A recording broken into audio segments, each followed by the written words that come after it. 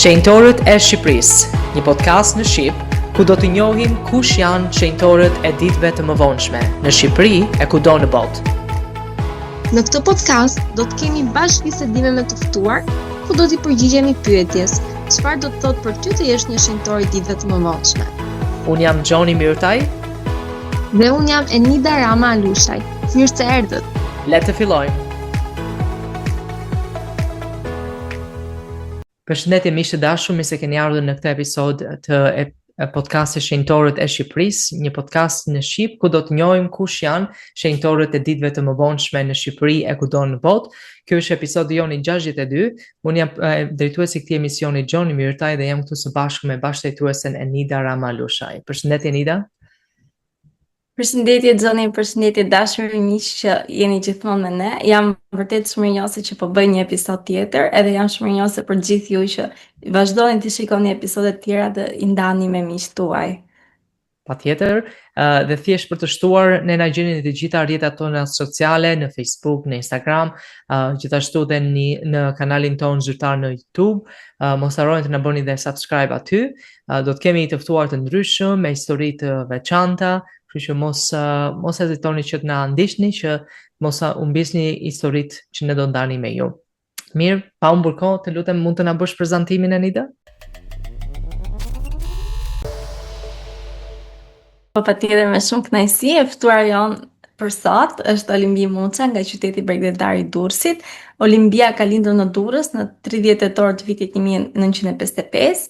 Ajo ka mbaruar shkollën e mesme profesionale të rrobaqëpsisë dhe ka punuar në fabrikën e prodhimeve të veshjeve për eksport. Më pas ka mbaruar një kurs për babysitter dhe ka punuar në një kopshт fëmijësh rreth 6 vite. Ajo është njohur me kishën në 16 tetor të vitit 1995 dhe është pagzuar në shkurt të vitit 96 bashkë me familjen e saj.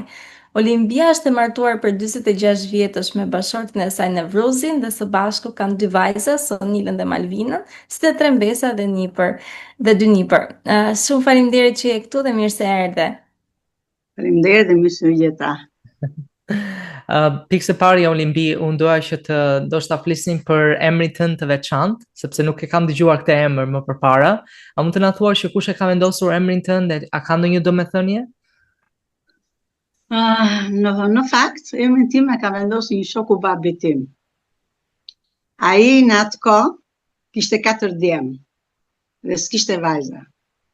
Dhe ishin shok shumë të ngushtë bashk, edhe i tha babit: unë e di që vajzën nuk ma jep.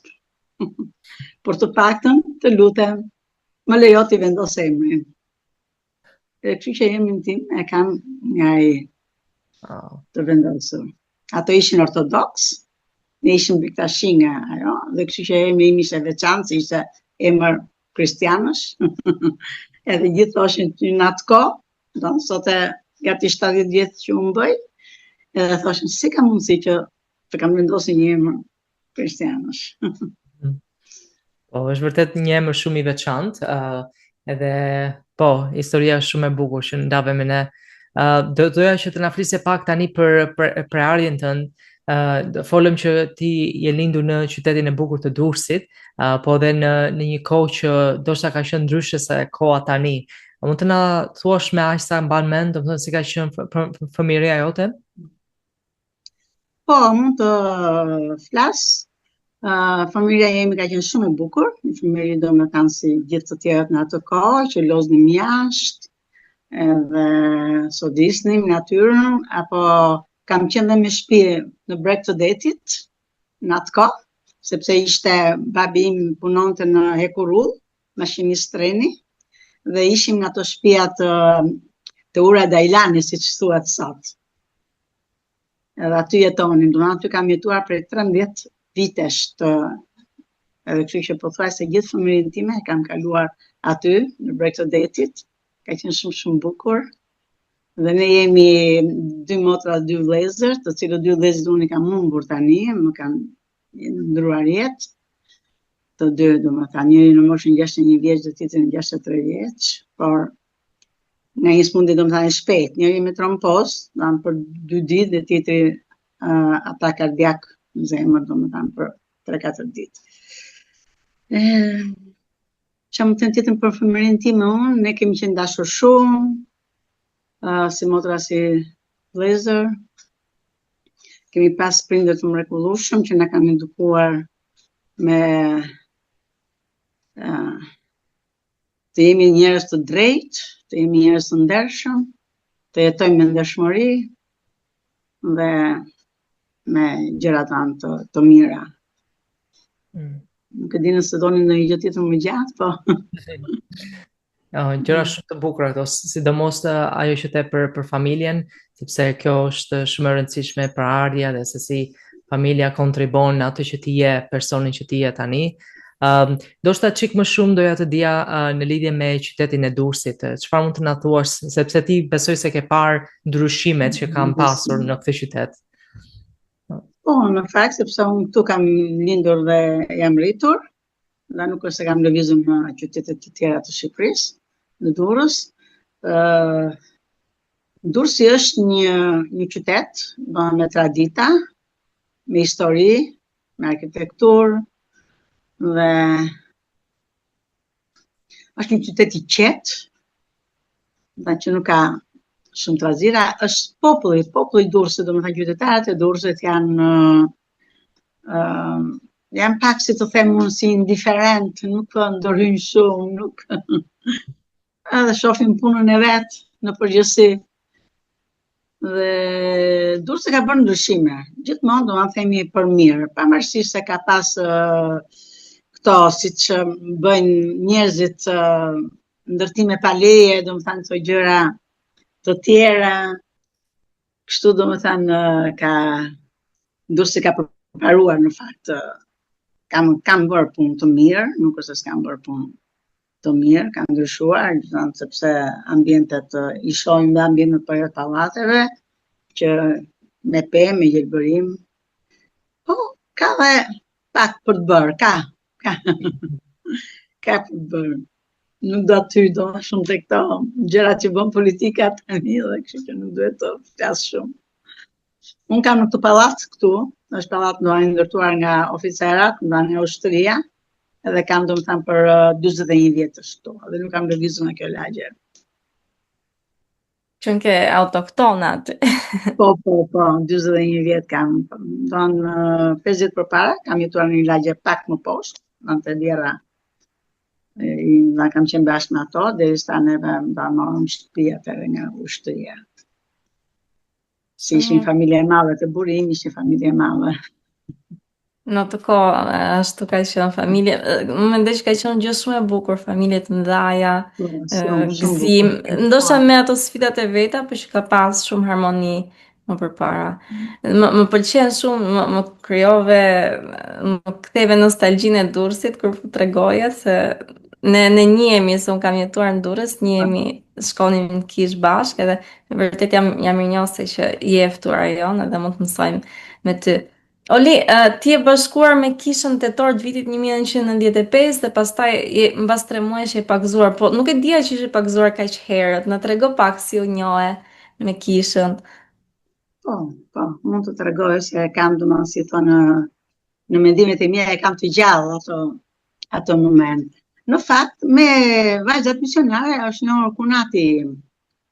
Ka qenë duke udhëtuar në tren në Tiranë, si kishte gruan të shtruar në atë kohë, ai e takon me motrat misionare të Durrësit që udhëtonin dhe ato për Tiranë.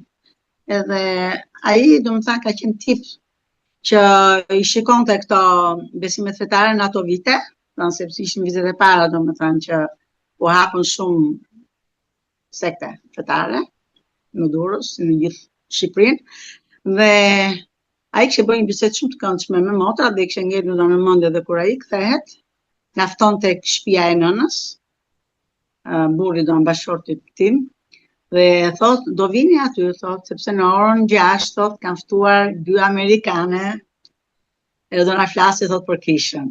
Unë në fakt kam qenë çik skeptike në fillim, duke ditur që edhe jam në mendje dhe më kujtoj të Zef Smithin. Dhe isha dhe gjithmonë që pse kaq shumë, derisa ne kemi një Zot, kemi një Perëndi, domethënë që është për gjithë njerëzit, pse ka kaq shumë besime.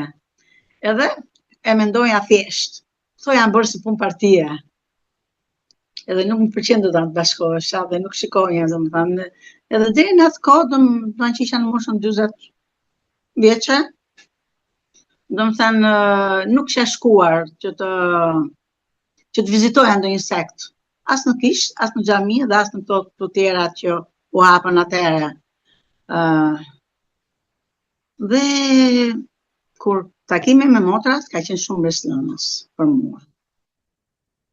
Me të vërtet, shpirti im ishte gati, zemra ime ishte e hapur, po priste diçka. Edhe me bisedim me atë, zemra ime ka qenë, si thonë, është një gjë, domethënë, një ndjesi që nuk e përshkruan dot me fjalë. Dhe kur ato folën për Joseph Smithin, për se si ai kishte kërkuar, domethënë, nga Perëndia. Dhe tash, jam unë një ndër ato që po kërkoj. Dhe pse jo? Dhe nuk kam ezituar. Kem mesjave dhe ne të dielën kemi shkuar në kishë. Kisha në atë kohë bëhesh në Pallatin e Kulturës në Durrës, ku kishim marrë një ambient me qera. Dhe do të them, kur takova njerëzit që ishin paguar para meje, do në 2 vite, ndoshta kisha hapë në Durrës në atë kohë, sikur i njihja prej kohësh. Aq domethënë ndjeva një dashuri, domethënë një çfarë të them, domethënë ishte shumë e bukur. Edhe me që sot kësaj dite nuk kemi ndarë nga kisha. Pavarësisht se në vitin 77, 78, kishim ndarë një disfat të vogël në familje, nga rëmuja dhe nga këto, edhe bashkërti im ishe një qik. Edhe thonë nuk keni për të shku, nuk ish. Nga rëmuja që ndodhën në atë kohë. Dhe por ne ka qenë domethënë shumë e vështirë si familje për mua dhe për vajzat e mia njëherë, ajo Peru ka qenë shumë e vështirë, por neve nuk u ndam së lexuari, së bëri gjëra që kisha kërkonte, së agjëruari dhe i bënim ato gjëra në shtëpi, domethënë sikur ishim në kishë dhe kur neve u kthyem në kishë, nuk e patëm aq të vështirë domethënë atë bashkimin. Kjo ka qenë një ditë shumë e bukur e pagëzimit. Ka qenë një ditë 24 shkurt të 96-s. Ka qenë një ftohtë shumë.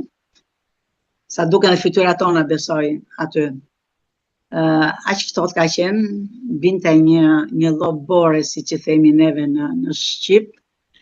Edhe të gjithë mendonin se do smureshim, do ftoheshim. Por jo, ne detin u duk shumë i ngrohtë. Edhe sa nuk pësuam asnjë gjë. Atë, kur pagëzon gjithë si një familja, ishte diçka shumë mbështetëse dhe shumë e bukur. Shumë gjë e bukur. Unë nuk e besoj dot që ti e futur në shkurt në det. Po që ka qenë edhe mbrojtja e Zotit që ka bërë të lehtë si proces që mos kishit ftohtë. Shumë e bukur historia jote, Oli, se si e bashkuar me kishën, shumë gjë e veçantë. Po sa vjeç ishin vajzat në atë kohë? A kishin shumë qejf që të shkonin në kishë të dielave?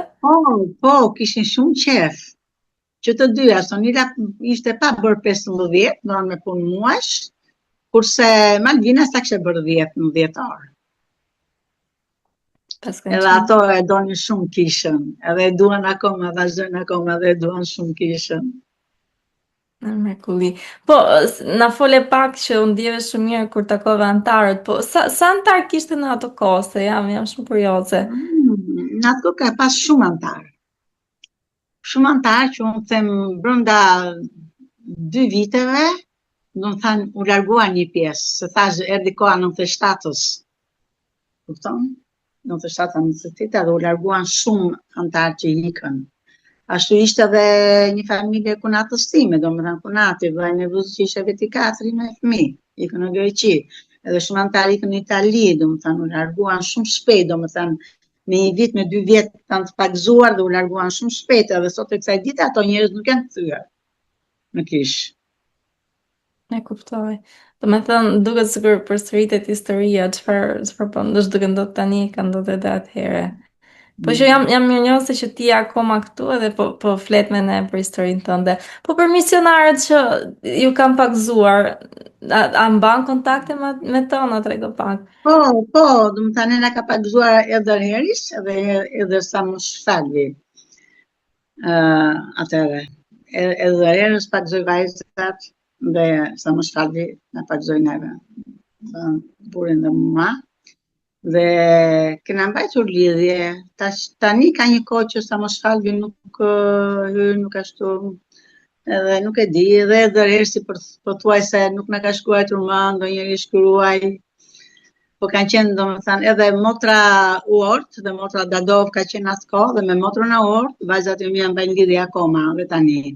Do të takohen atje në Amerikë kur ato shkojnë në Utah. Një kohë që e vogla tani jeton në Utah, ka për 1 viti, që ka shkuar bashkëshorti saj me punën, dhe kishin takuar motrën Uort, se kishin shkuar dhe Sonila për vizitë e motra saj, në 10 ditë edhe kishin takuar motrën Uort. Ajo Dana ka ardhur në Gjermani në kohën kur ishte Sonila atëherë në Gjermani me burrin e saj, edhe ka ardhur dhe ajo me burrin e vet. Kena mbajtur lidhje me motrën Uort. Ajo ka qenë banxhënit të mësimit me motrën Dadov. Në atë kohë. Shumë bukur. Olemi, doja të pyesja, sepse nuk është shumë shpesh që kemi antar që janë bashkuar në kish në Shqipëri në fillesat e saj. Edhe po habitasha shumë që domethënë që nga ajo kohë dhe pasaj koha e periudhës së luftës ti ke qëndruar e fortë në besim edhe ke qëndruar besnike në kish. Mund të na tregosh ndoshta nga ndryshimet që ti ke parë te kisha në Shqipëri që nga fillesat e saj deri tani? Fillesa ka qenë shumë e bukur. Si duke thash, ka qenë fillimet domethënë demokracisë dhe njerëzit ishin të etur për një besim që të gjenin, domethënë se kujt besimi ti bashkoheshin. Dhe ka qenë diçka shumë e bukur dhe shumë shpirtërore, sa unë i kam domethënë ndjenjat e mia akoma edhe sot kur jam bashkuar me kishën. Por erdhi duke u zbehur mbas luftës 97-s, 98-s, pastaj një dëmtim të madh edhe pandemia, tërmeti pandemia, bëri shumë që njerëzit duan larguan. Edhe jena paksuar kur shoh sot, domethënë që qëndrojnë besnik pothuajse neve të vjetrat, se sa të rinj që pagzohen dhe ikin dhe shkëputen. I duket sikur mbaron me aq. Me pagzimin dhe mbaron gjithçka, por jo, nuk është ashtu. Zoti na thotë durim deri në fund. Dhe më vjen ndjej domethënë atë lëmshurim që njerëzit janë larguar. Mi duket domethënë sikur me aq edhe mbaron çdo gjë, por në fakt nuk është ashtu. Edhe ndjej don shumë, edhe kur takoj don disa që janë larguar, pavarësisht se i them na ka marrë malli, ku jeni, si jeni, por nuk mund të thuash dot më tepër, sepse nuk duan të bisedojnë më tepër. Edhe kjo është një çik. Për të ardhur keq. Po them ndoshta një ditë Zotin e lutemi për to. Lutemi, i bashkojmë në lutjet tona ose në agjërimet tona, i bashkohemi domethënë që Zoti t'i zbusë zemrat një ditë dhe ato të kthehen. Në besimin. Po. Është një mesazh shumë inkurajues kjo, apo jo, që ti inkurajojmë ata që të qëndrojnë të fortë, po edhe ndoshta edhe shembulli jonë që jemi akoma këtu, ndoshta vlen si inkurajim për ata, frymëzim për ta, për të zgjedhur që të kthehen përsëri. Unë, siç thash, jam shumë i njohur se ti ke zgjedhur që të bashkohesh me kishën, ke qëndruar e fortë gjatë gjithë kësaj kohe, edhe doja të na flisë tani ndoshta për eksperiencën që ti ke patur personalisht në lagjen e Durrësit, sepse lagja e Durrësit është një nga qytetet e vetme që ka dhe një ndërtesë të kishe, dhe mund të na flasësh pak për këtë, si ke parë zhvillimin e kishës në atë vend? Tash në kohë, do të thënë nuk e di nuk e më aq mirë kur është bërë kisha në fakt në 2005 më duket, nuk e mbaj mend aq mirë. Por deri në atë kohë ne kemi qenë në qendër të Durrësit, ku morëm një ndërtesë me qera po pranë afër Pallatit të Kulturës në atë kohë, morëm një ndërtesë dy katëshe, edhe u organizua tamam domethënë si kisha me klasa me gjëra, edhe ishte një periudhë gjatë, domethënë një periudhë shumë e bukur, që vinin rreth mos të 100 antar. Në atë kohë.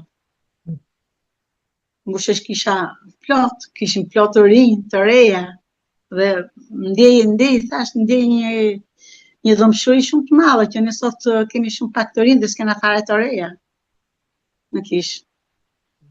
Atëherë kisha ishte plot, lulëzonte me të rinj dhe me të rejat. Në atë kohë. Ka qenë shumë bukur. Dhe gjithashtu edhe kur ky është një aktivitet tash i vonë faktikisht, unë nuk e di, nuk kam dhënë ndonjë fotografi më duket të tokës që është dedikuar toka atëherë. Edhe më vjen keq që nuk më ka shkuar ndërmend të çoj një fotografi në atë kohë që është dedikuar toka dhe ka qenë shumë bukur dhe vajzat e mia kanë qenë akoma domethënë pa ikur, shkova atëherë. Dhe ka qenë shumë bukur. Edhe kemi një ndërtesë të mrekullueshme, një ndërtesë të bukur shumë, që besoj ne kanë zeli antarët e tjerë të Tiranës, të Vlorës, të Shkodrës, që nuk kanë një ndërtesë përveç Elbasanit që ka ndërtesën si ne. Po. Kena pas, nuk e di si s'ka shkuar mendja në fakt të çoja ca fotografi nga punimet kur presidenti i misionit e asaj kohe që rrova dhe emrin atij tonë, që e dedikoi tokën në Durrës. Dhe ishte, po të them, një sakrificë të madhe që bënin antarët që vinin me kputucët me baltë, merrnin 2 palë kputuc me vete, sepse ishte rruga një kanal aty, një kanal që mbante një herë shumë të keqe, sa më shkonja nuk na hanin fytyrën, që kalonim për të shkuar në Kishë. Dhe neve nuk dhe ajo lagje është bekuar me të vërtet nga kisha, që është bërë një rrugë aty, që kalon domethënë për në autostradën e Tiranës, është bërë një rrugë e mrekullueshme. Është bekuar, ajo zonë është bekuar nga kisha aty. Po, shumë e vërtet. Është e bukur të dëgjosh progresin, si thua, e kishës dhe të antarëve aty në atë njësi. Edhe po, është e vërtet ajo që ti the që kisha e Durrësit është shumë e veçantë, shumë e bukur, jo thjesht si ndërtesë, por dhe atë që ju keni krijuar. Sepse ndoshta tani njerëzit që ngasin makinën në atë rrugë, është ndryshe apo jo, sepse godina e kishës ka ndryshuar, ndoshta edhe imazhin e lagjes aty ose të komunitetit.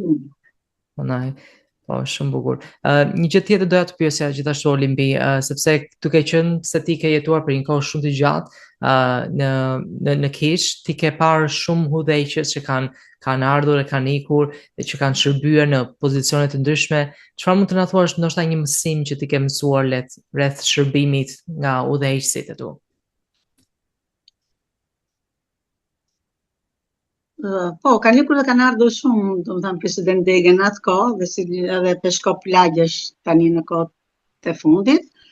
Dua të them që Zoti i di të gjitha. Edhe ne besojmë se ato thjerrën nga Zoti për të bërë punën e tij këtu në tokë.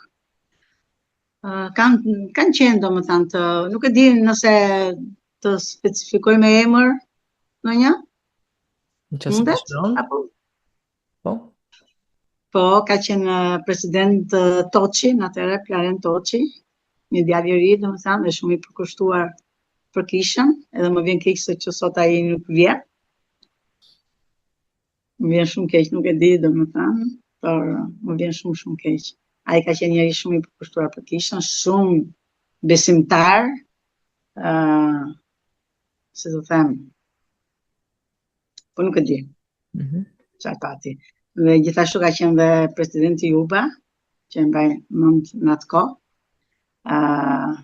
që me vërtet sjellin shpirtën kur flisnin, kur kur jepni një bisedë, do të thënë, sillni shumë shpirt në ta. Unë tani për shembull vlla Juba e ndjek edhe në Zoom ditën e premte që ne studiojmë, kemi për 3 vite çdo që filluam me Biblën dhe edhe me librin mormon dhe tani me doktrinën e beslidhje që e ndjek dhe po aq shpirt më jep edhe tani që studioj, domethënë shumë. Nuk mund të them pastaj për këtë ka qenë presidenti Agalliu, shumë mirë të kohë, Peshkopi Agalliu. Na kanë dhënë, domethënë, na kanë dhënë dashuri, na kanë dhënë, si të them, paqe në kishë, që të kishin dëshirë të shkonin në kishë, edhe mos kishin dëshirë në shkonin në kishë. Është shumë e rëndësishme që të ndjejmë dhe dashurinë e liderave se kanë bëjnë shumë me si thua, edhe me shpirtshmërinë tonë, siç e theti të sillin shpirtin, kështu që prandaj është e rëndësishme që ata të jenë të përulur, po gjithashtu edhe ne që ti besojmë autoritetit tyre, sepse siç e theti ka zgjedhur Zoti, janë zgjedhur nga Perëndia, kështu duhet edhe ne t'i respektojmë ata. Doja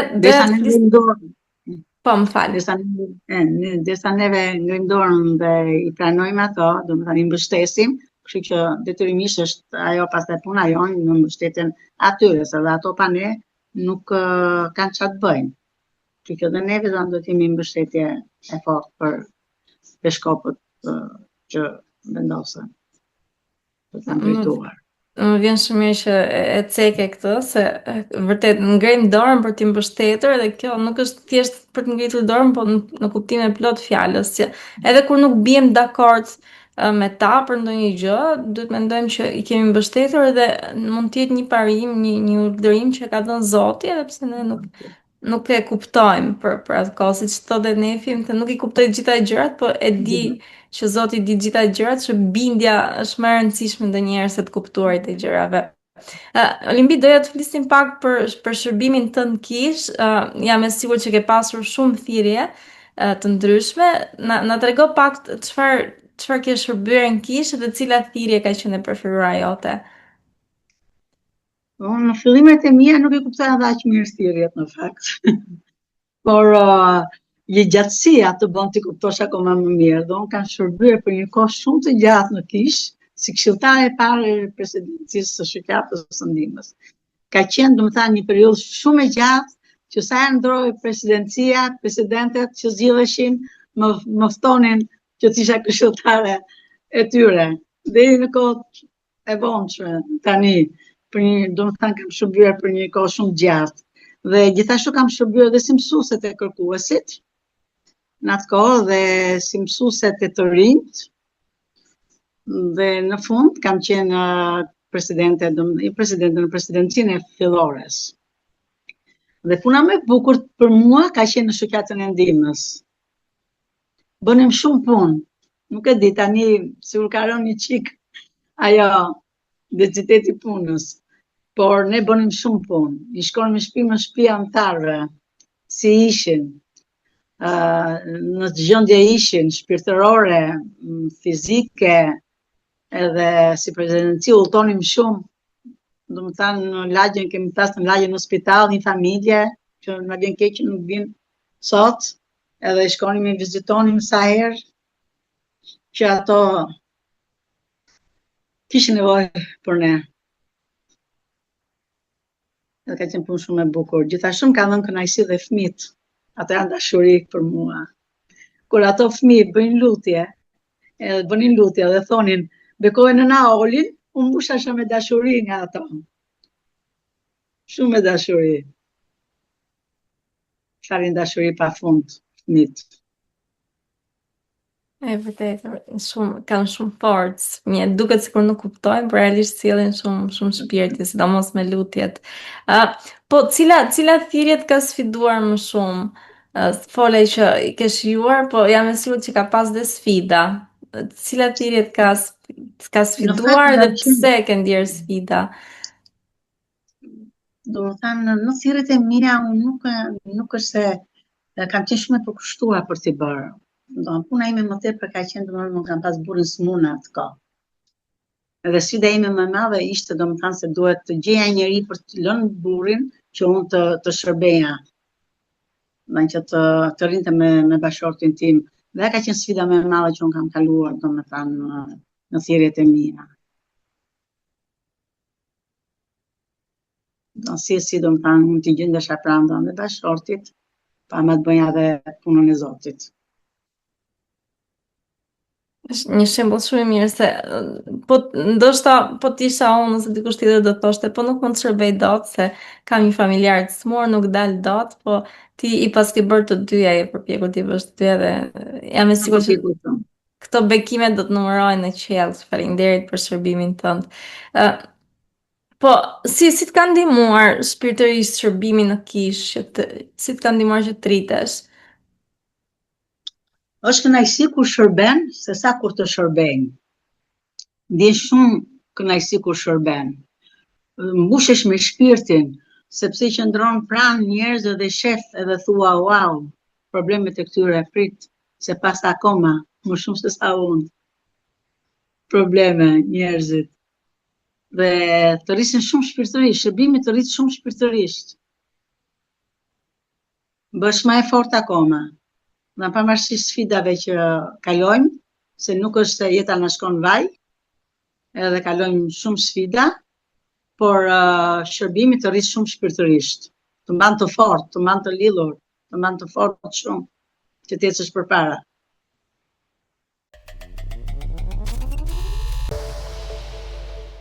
Vërtet kjo, faleminderit Olimbi që na ndave këto mendime. Doja që tani të flesin ndoshta për një aspekt të jetës që ndoshta shumë antar nuk kurse e njohin. Mund të na flasësh pak për profesionin, punën që ti ke bërë, na shtën që në shkollën e mesme ti ke punuar për rroba qepsi. Mund të na thuash që si ka qenë ky zanat, ky talent? Unë se kam dashur fare. Unë kam pas dëshirë të vazhdoja për ekonomi dhe për mësuese cikëlturë. Këto kanë qenë dëshirat e mia që mbeten ëndra akoma në sërtar. Po kjo, domethënë, kjo për mësuesëri, domethënë është zëvendësuar pak me atë babysitter që kanë punuar në kopësh me fëmijët, më zëvendësuar pak. Po ajo për ekonomi, dansa dhe sot, domethënë më janë akoma, domethënë që me sy dhe i bëj llogaritjet. Edhe më vjen keq domethënë që nuk jam fituar ato, jo se si kam fituar domethënë nga që s'isha ashtu, por puna politike atëherë në atë kohë ishte domethënë si e thonë tash, se ja kam harruar emrin, si e thonë, e përndjekur politike. nga gjyshi, nga mami, pavarësisht tash ishin kohë dhe nuk do të flas shumë për atë kohë në fakt. Nuk është se ishte ai njeri gjyshim kundra qeverisë, po ishin njerëzit që e bën atë që shpifën në atë kohë. Për ta dënuar atë me burg dhe ai ka vdekur në burg në fakt. Edhe kështu që nuk na dha ajo shkollë që unë ndesha dhe më futëm në rroba qepsi dhe unë se kam ndeshur fare, nuk kam ndeshur të shkoj fare. Në atë kohë. Sa fillova ajo gjimnazin e përgjithshëm, domethënë vitin e parë dhe pastaj u detyrova të shkonja se s'kisha nga, si thonë atë, baja. Ka qenë shumë më shumë. Nuk e kam ndeshur asnjëherë, por isha detyruar pastaj që të mbaroja shkollën dhe të filloja punë dhe kam qenë e përkushtuar për punën në fakt. Pavarësisht se nuk e kisha dëshirë, por kam qenë domethënë e përkushtuar për punën.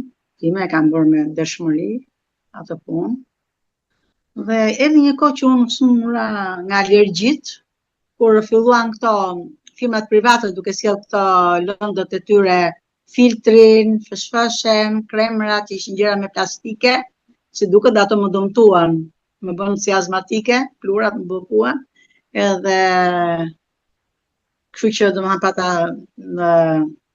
si detyrim që ta leja punën sepse privatin atë kohë, sepse u privatizuan, siç erdhi në 93-94 që erdhën të firmat private italiane e gjermane në atë kohë, edhe unë isha dhe kontrollore cilësie, domethënë kisha një pozicion, isha në prestari që priteshin gjërat, edhe tymi plurat ishin shumë, edhe unë bllokohesha dhe smuresha shpesh, edhe rria me raport, dhe ato pastaj Mendonin si pretekst që nuk mund të mbajmë njëri me raport, sepse na duhesh në punë për ditë.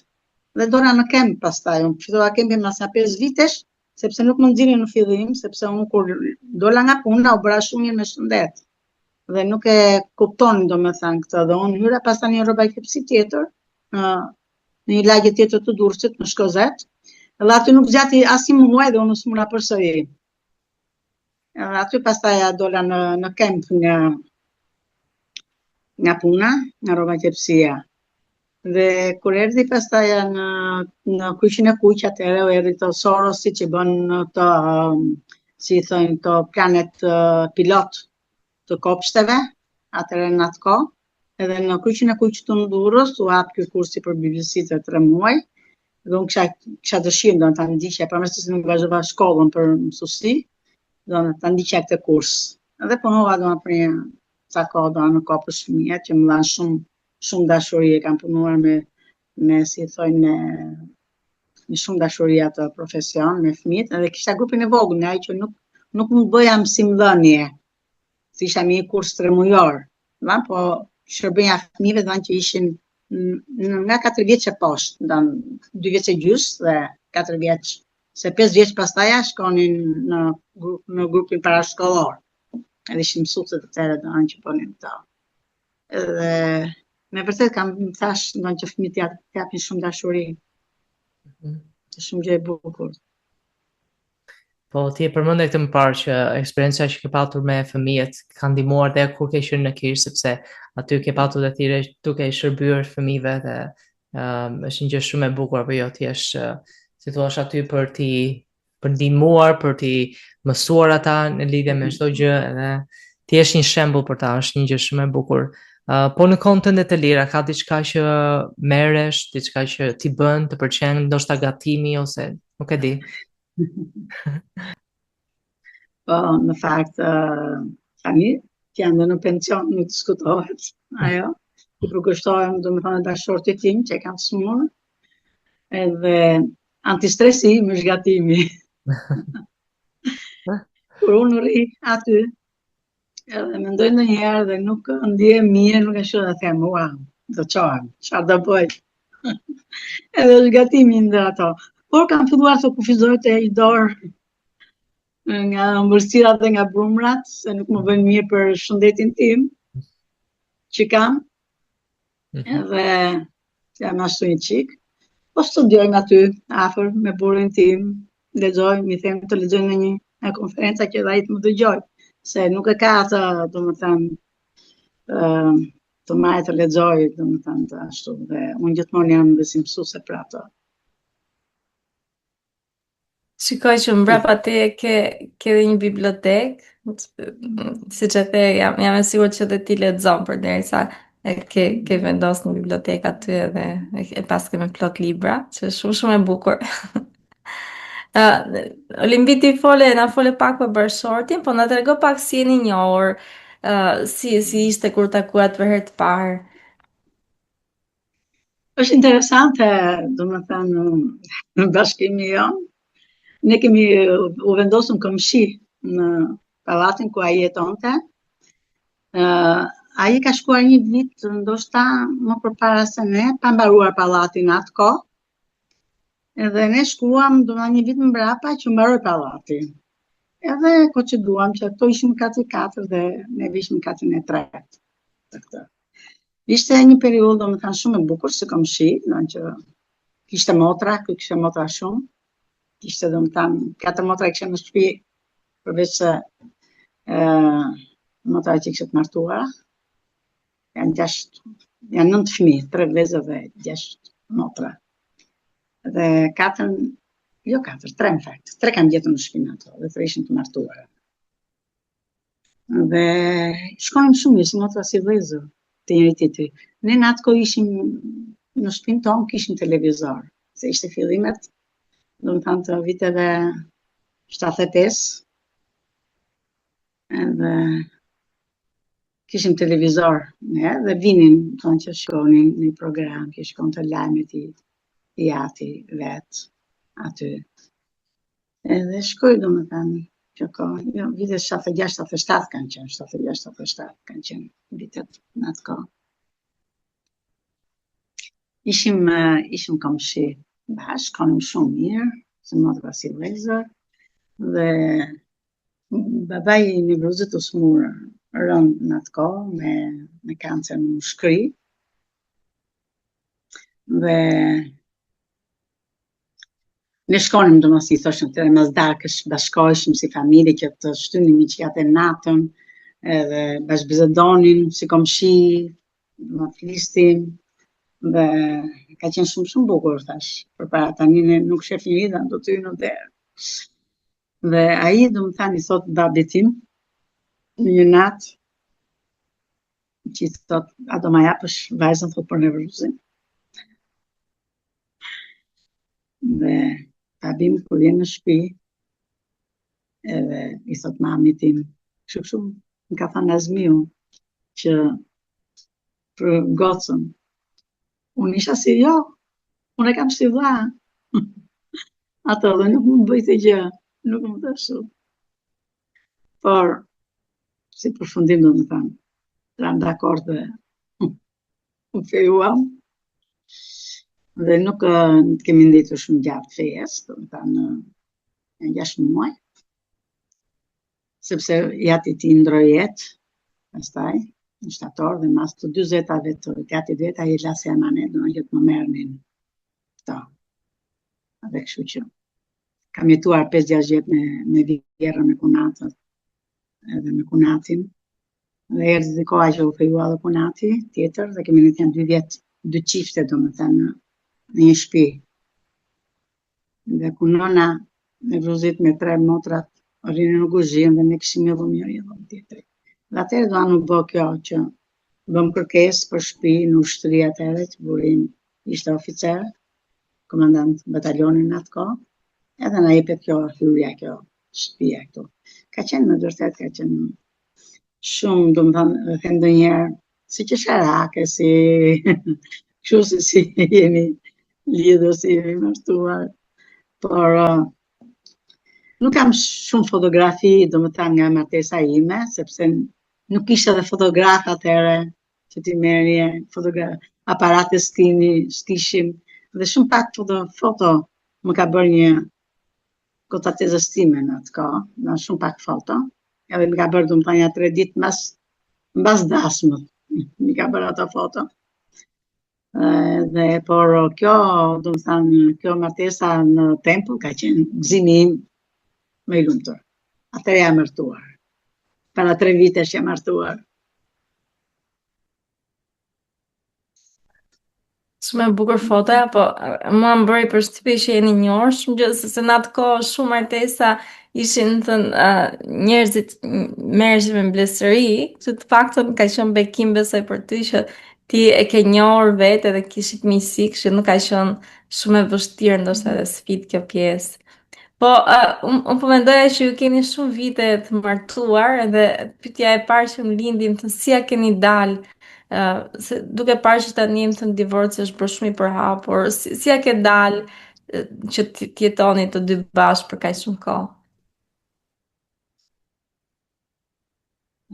Sekreti i madh është durimi. Nuk është se edha shkon baj, asnjëherë. Gjithmonë ka ullet dhe ngritet e veta në qift. Edhe sfida e madhe ka qenë me mua kur burri më smur. Ka qenë një sfidë shumë e madhe. Sa them, se sa kisha unë në atë kohë kur smur burri. Kisha 4 vjetë që isha pagëzuar, s'kisha bërë 5 vjetë që isha pagëzuar. Edhe e them gjithmonë, po mos isha antare kishe, si do ishte edhe. Unë gjithë nga kam bajtur fort të bashkuar, që unë familjen kam bajtur bashkuar.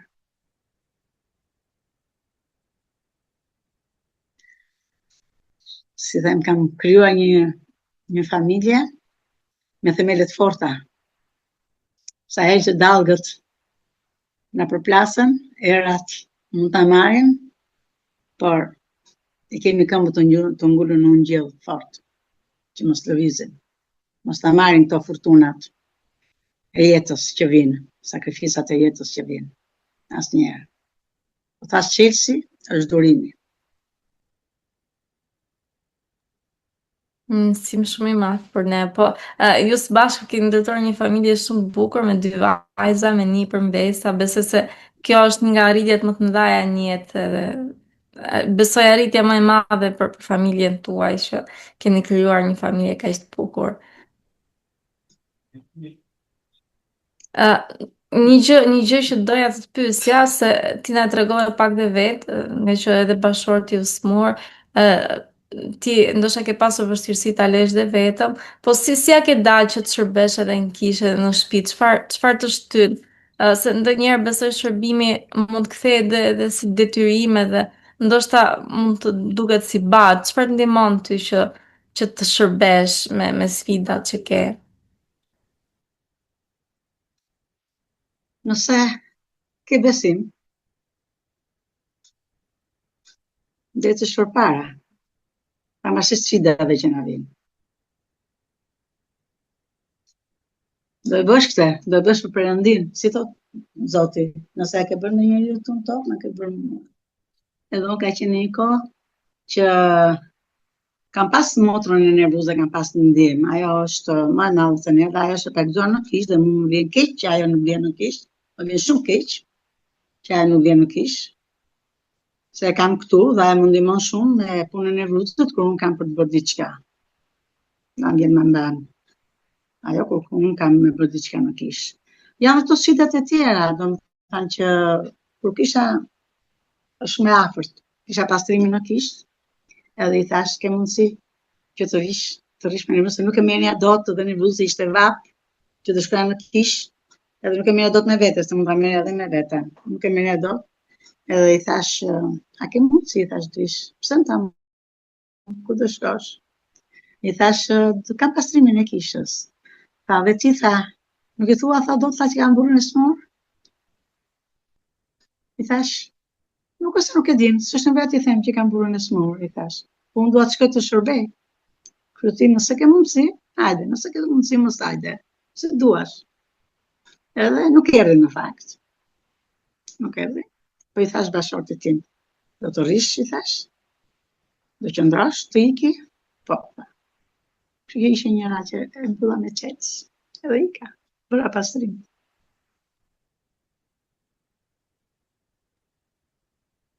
Sfidë, po jam e sigurt që ka ndihmuar Zoti në këtë sfidë, se jam e sigurt e ke ndier dhe edhe dorën e tij me të gjitha këto. Ashtu është, në fakt. Se gjithmonë kur iki dhe e le se ka raste në kishë, ka raste që vjen dhe ka raste që nuk vjen. Në diele se më dihet i pamundur, i pafuqishëm. Për shembull te diel erdhi, dielën tjetër nuk erdhi. Te diel erdhi, ndjer. E kisha me vete dhe jam më sigurt kur e kam me vete se sa kur e li në shtëpi, sepse kam mendjen mos ndoshta në bën diçka në shtëpi me vetëm, sëmundja e tillë është. Por gjithmonë më ka ruajtur Zoti, e ka ruajtur vetë, e kam mbrojtur vetë. Zoti.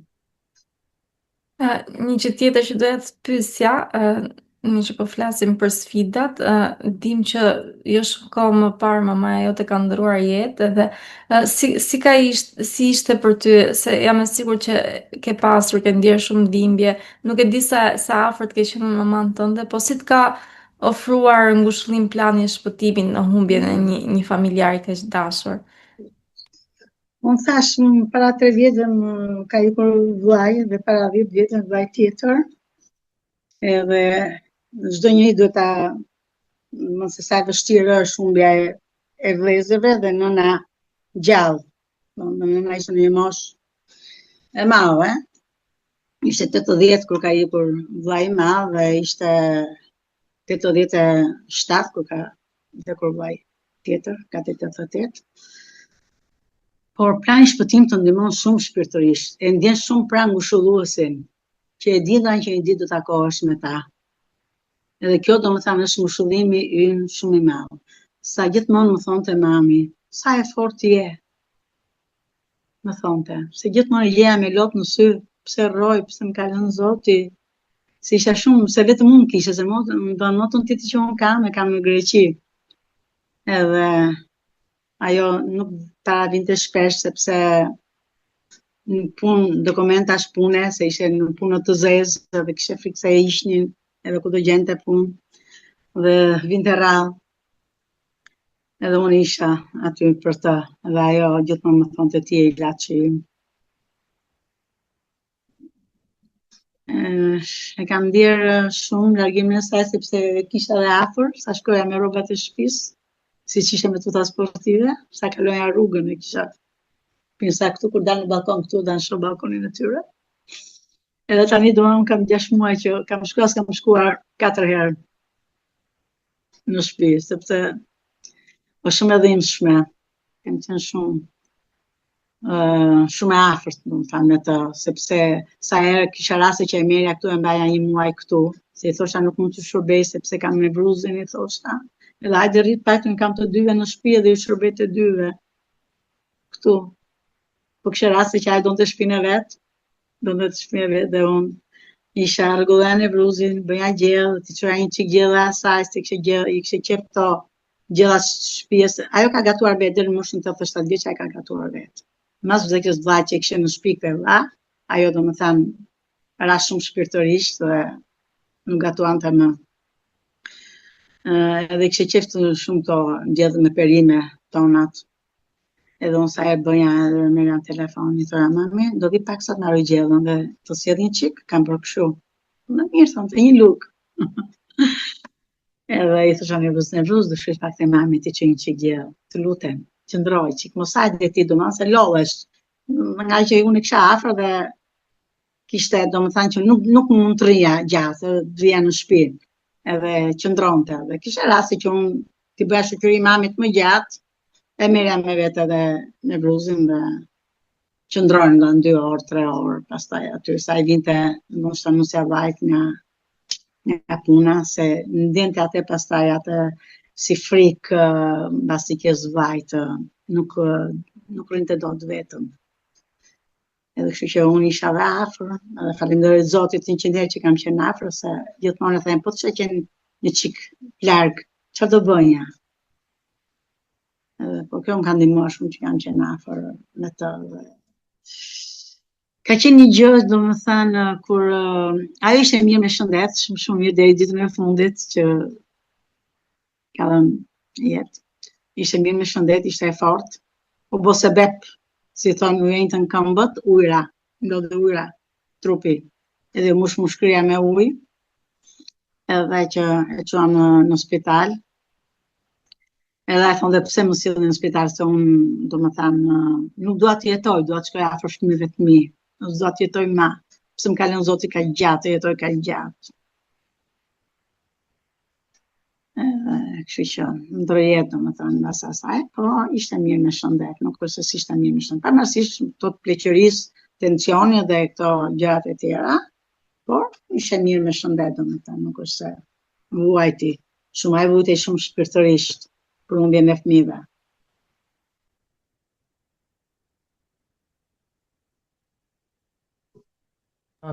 Po, unë Olimbi doja të përgëzoja shumë për ngushëllimin që ti ke patur ndaj çdo si thua humbje të jetës nga familja jote, duke u bashkuar si thua me kishën dhe duke përdorur mësimet që ne kemi në kishë për të na ndihmuar që të kapërcejmë të gjitha këto sfidat.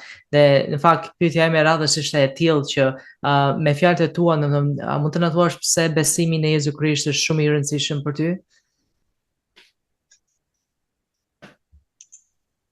Besimi në Jezu Krisht është aq i rëndësishëm për mua, sa e kam thënë, e thash dhe pak përpara, nuk e di se si do ishte jeta ime, po mos ishte lidhur me kishën. Po mos kisha marrë këto mësime të Ungjillit. E them disa herë nga sfidat që kam pas shumë sfida në jetë, po ai besim më ka mbajtur në këmbë. Dhe shumë e rëndësishme për mua besimi në Jezu Krisht. Është sa herë që bie e ke ndjej pranë dorën e tij të zgjatur që më ngre përsëri në këmbë. Ai ka dorën të shtrirë për çdo njeri që e kërkon që të ngrihet. Ai është aty për ne. Vetëm ne duhet ta kërkojmë atë.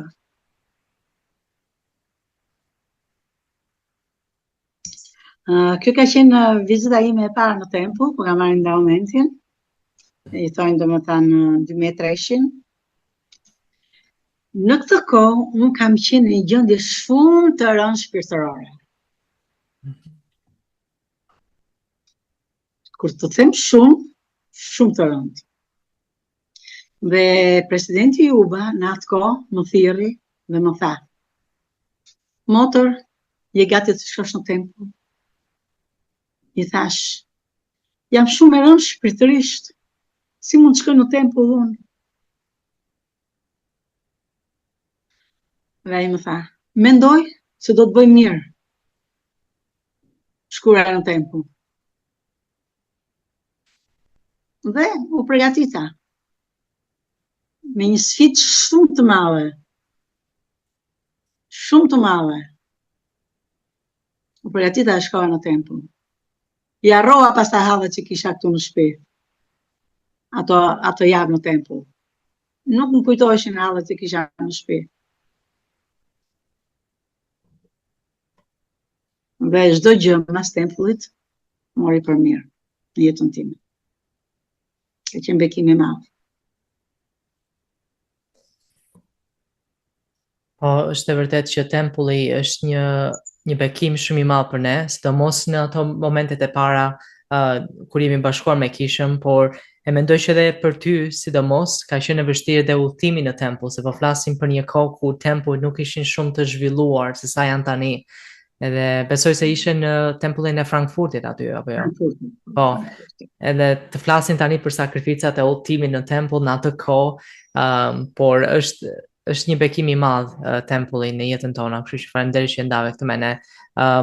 Unë doja të bëja edhe një pyetje para se të bëjmë pyetjen e fundit në fakt, për ata pionerë që janë bashkuar me kishën në fillesat e saj, por edhe pionerët e parë, ata që janë si thua antarët e parë të familjes që bashkohen me kishën, çfarë këshille do të jepje ti Olimbi nga eksperienca jote, që ata të jenë të fortë në rrugtimin e besimit të tyre nga fillimi e deri në fund?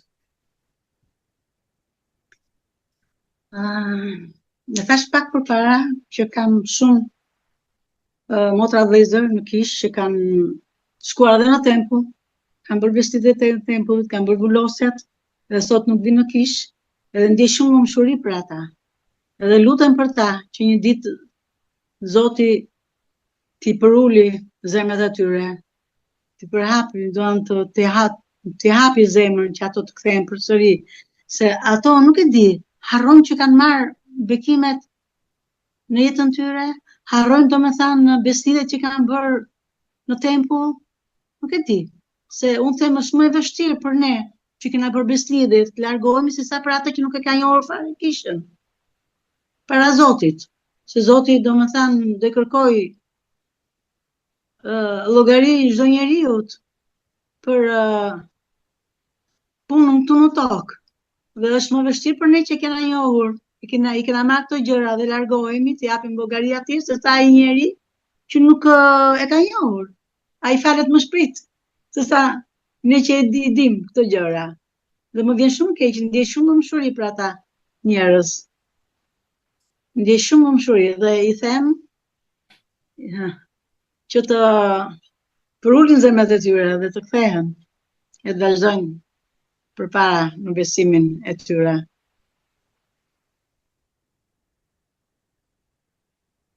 Shumë, nuk e di. Unë nuk imagjinoj dot veten time. Nuk e di, deri tani domethënë këto sfida që kam pasur, unë jam e pa tundur, e pa lëkundur. Them, Jezu Krishti është aty pranë, e ka dorën të vështirë dhe të më ngrej sa herë që unë rrëzohem. Edhe për çdo njeri, Jezu Krishti është aty, vetëm ne duhet ta kërkojmë atë. Ke shumë drejtë, ashtu është. Edhe mendoj që sfidat ty të kanë bërë edhe më të fortë, edhe të kanë shtuar besimin, jam e sigurt për këtë. Olimbi ne arritëm në fund, edhe unë do të pyes pyetjen që i bën çdo të ftuari, na trego pak se çfarë do të thotë për ty që ti je një shenjtore e ditëve të mëvonshme.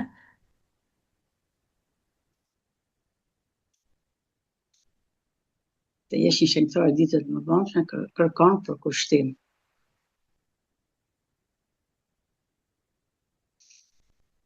Janë hapat shumë të thjeshta, por vetëm do vullnetin tonë e të përkushtohemi kishës. Ne dim hapat që neve nëse nuk lexojmë çdo ditë, ne largohemi nga Zoti. Nëse ne nuk lutemi, largohemi nga Zoti. Na duket domosdoshmë se kur e harrojmë Zotin. Nëse nuk mëjmë ato urdhërime, po ashtu, sfidohemi dhe bijem. Dhe unë jo për të mburur veten time, po deri më sot nuk e kam thyer asnjë urdhërim Perëndis. Asnjë, kur them asnjë urdhërim të Perëndis nuk e kam thyer. Jam përplasur, siç themi dhe me vdekje që kemi, që t'japin kafe, me pije një kafe se të mbledh. I thash nuk më mbledh kafja, po më mbledh Jezu Krishti. Ai më ngushëllon, ai ma bu shpirtin me gëzim, se kam thyer asnjëherë asnjë urdhërim.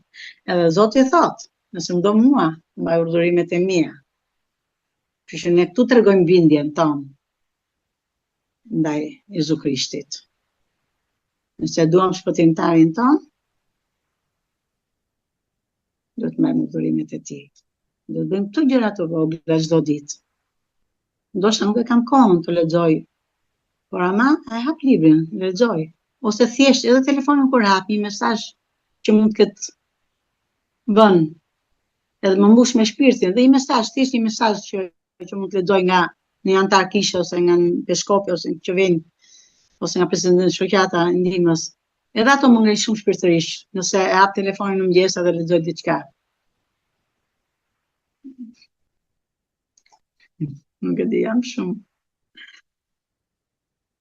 emocionuar.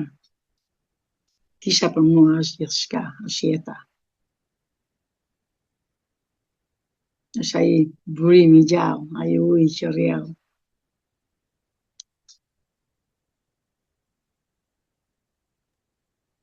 Jam shumë mirënjohëse për besimin që ke dhe për shpirtin që solle.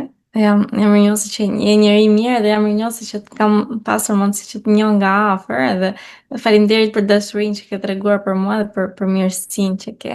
Je një shëntor shumë i mirë për mendimin tim dhe faleminderit që ishe e gatshme të ndaje nga sfidat e tuaja dhe na forcoje të gjithëve. Shumë faleminderit. Faleminderit juve. Ishte kënaqësi.